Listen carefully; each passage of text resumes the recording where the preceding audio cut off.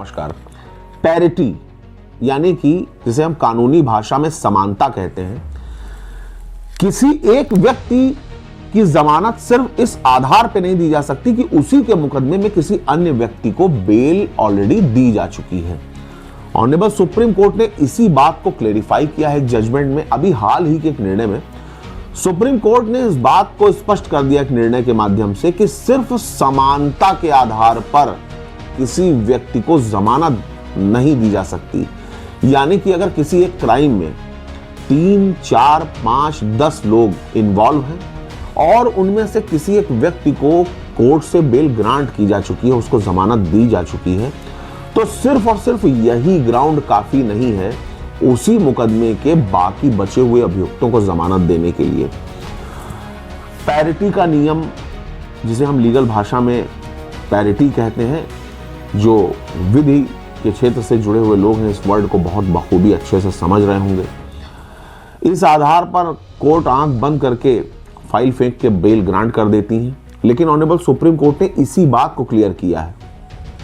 कि आपको उस व्यक्ति का, उस अभियुक्त का रोल जरूर देखना चाहिए जिसकी बेल आपके सामने है,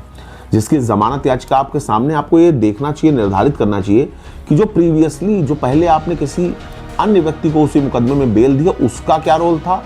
और इस व्यक्ति का क्या रोल था। कहीं ऐसा तो नहीं है कि इस व्यक्ति का रोल, जिसकी बेल आपके सामने आज आई हुई है, जिसकी जमानत याचिका आज आई हुई है, उस व्यक्ति से डिफरेंट रहा हो, इसका रोल ज्यादा स्पेसिफिक रहा हो, ये ज्यादा इन्वॉल्व रहा हो क्राइम में, और वो व्यक्ति केवल एक सहयोगी के रूप में या केवल एक मूकदर्शक के रूप में रहा हो जिसकी बेल आप ग्रांट कर चुके हैं। तो उस व्यक्ति की जमानत याचिका स्वीकार किए जाने के आधार पर ही केवल इस व्यक्ति को बेल दिया जाना, ये कहीं से भी न्यायोचित नहीं है। तो किसी भी जमानत के मामले में सुप्रीम कोर्ट का ये कहना है कि अब आप हर अभियुक्त के रोल को जरूर देखिए।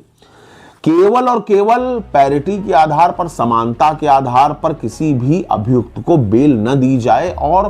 प्रत्येक प्रकार से यह समीक्षा की जाए कि अलग अलग अभियुक्तों का उस एक क्राइम में क्या रोल रहा है, और इसी आधार पर यह निश्चित किया जाए कि कौन व्यक्ति जमानत प्राप्त करने का अधिकारी है और कौन नहीं। और अगर कोर्ट को यह लगता है कि नहीं, इस व्यक्ति का रोल ज्यादा हीनियस है, ये ज्यादा क्राइम में इन्वॉल्व रहा है, इसको पैरिटी के आधार पर बेल दिया जाना समुचित या सैद्धांतिक नहीं है या सही नहीं है, तो उसकी बेल को बेहिचक खारिज कर दिया जाना चाहिए।